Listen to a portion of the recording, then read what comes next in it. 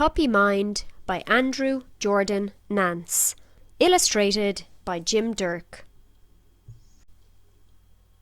To your puppy mind, please be kind. My mind is like a puppy, it likes to wander and explore. If I don't watch it carefully, it goes through any open door. When my puppy mind is bored, it runs to the future and the past. If I'm not really careful, it will take me far away super fast. My puppy mind can dig up memories, like when I get yelled at for not sharing my things. My mind scampers to the future, and I don't always like the pictures that it brings. In class, I try to listen to the teacher, but my puppy mind starts to stir. I quickly lose my focus, and the day becomes a blur. I get mad at my puppy mind.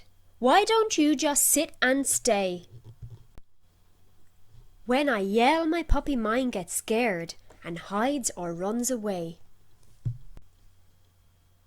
My puppy mind only heals if I take 3 slow deep breaths.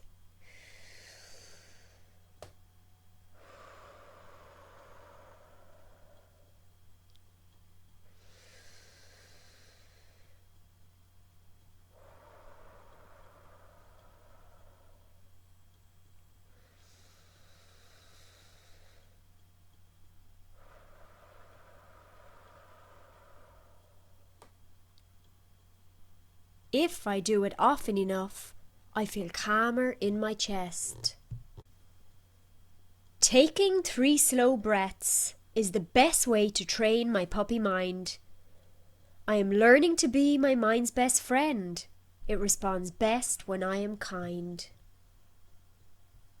So whenever I feel my puppy mind tugging at my sleeve, I try to remember to breathe and breathe and breathe. If I practice breathing every day and remember to be kind, I will have more fun being with my best friend, my playful puppy mind.